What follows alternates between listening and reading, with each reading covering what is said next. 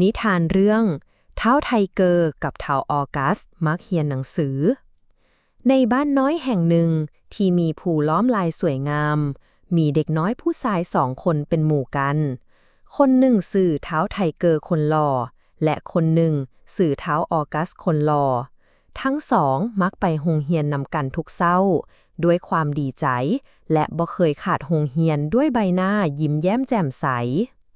ในห้องเรียนท้าวไทเกอร์แม่นคนขยันและมักช่วยเหลือหมู่ในการเฮ็ดเวียกบ้านที่สาวครูเอาให้ออกัสแม่นคนมักเฮ็ดเวียกบ้านที่สุดเลยมักถามคำถามที่สำคัญและฮักการลิ้นกีฬาพวกเขาทั้งสองมักคือกันเลยทั้งสองเข้าใจกันดีและช่วยเหลือกันเมื่อมีปัญหาหลังจากเลิกเรียนท้าวไทเกอร์กับออกัสจับมือกันขี่รถตู้ของโรงเรียนกลับบ้านผ่านตลาดดงโดกและห้องการของพ่อลาว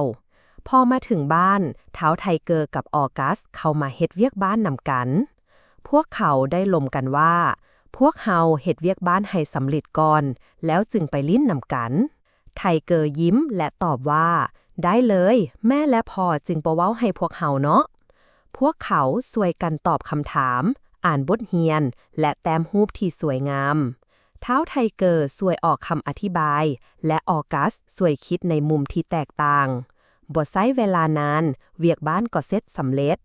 หลังจากนั้นทั้งสองก็ไปเตะบาสแล้วจึงไปกินข้าวน้ำกันและอาบน้ำถูแขวน้ำกันทั้ง2 คนมีความสุขที่สุดเลยและนิทานเรื่องนี้ก็จบ